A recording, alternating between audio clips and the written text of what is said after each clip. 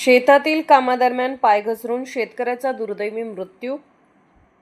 राधानगरी तालुक्यातील पिरळ येथील शेतकरी अशोक गणपती टिपुकडे वय 55 यांचा शेतातील कामादरम्यान पाय घसरून पडल्याने दुर्दैवी मृत्यू झाला।